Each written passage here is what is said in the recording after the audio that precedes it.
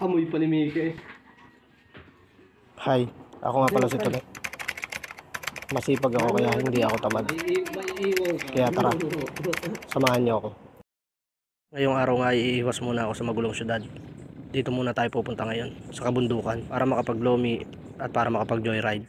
Kaya tara, samahan niyo ako. Dito nga pala sa lomihan na pupuntahan namin ay medyo tago. Pero dinadayo to ng mga kabataan at ibang tao dito sa amin. Bukod sa masarap ang timpla ng lomi nila dito, masarap din puntahan to kasi nakaka-relax. Makakaiwas ka talaga sa maingay na syudad pag dito ka pumunta.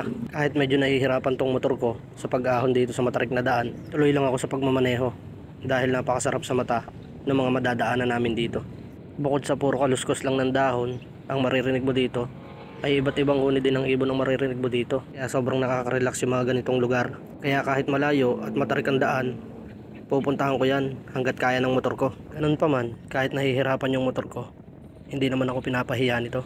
Hindi naman ako tinitirik nito kahit saan ako magpunta. Umaiba ako. Shoutout nga pala sa asawa ko, ang taga-video ko ngayong araw na ito. Sa totoo lang, siya naman talagang nag-iiya sa amin dito.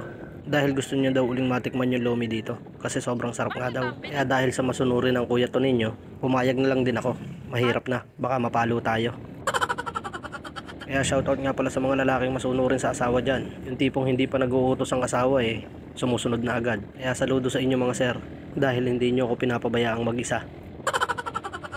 Pero para naman talaga sa akin, wala namang masamang sumunod tayo sa mga asa-asawa natin. Sabi nga nung isang vlogger na napanood ko, happy wife, happy life. At naniniwala din ako sa sinasabi niya. Kapag mainit ang ulo ng asawa nating babae, walang ang dahilan, either nagugutom or walang pera. Diba tama naman? Kaya hindi rin ako naniniwala sa panahon na ito na ang kalabasa daw ay pampalinaw ng mata. Dahil kasi ngayon, bago na.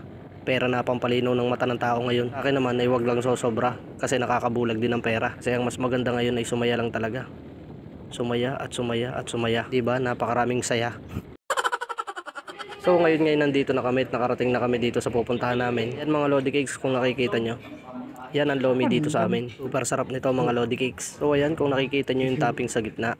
Diba napakasarap tignan. Ito nga lang pala talaga ang dahilan kung bakit kami pumunta dito at nag-joyride. Dahil lang din sa lomi. So ayan na, dahil sa gutom din ako. Hindi ko napapatagalin to. Kakainin ko na agad to. Kasi baka mabanatan pa ng iba. So, fast forward na tayo mga Lodi Cakes. Dahil sa sobrang sarap nga ng lomi dito, ay nagpa-takeout pa nga ako. Dahil sa tapos na nga kaming kumain. Ito na nga at bababa na kami. So ito na nga mga Lodi Cakes, hanggang dito na lang. Salamat po sa panonood. Salamat po sa panonood ng boring kong vlog. Maraming salamat po at ingat po kayo palagi. Thank you for watching.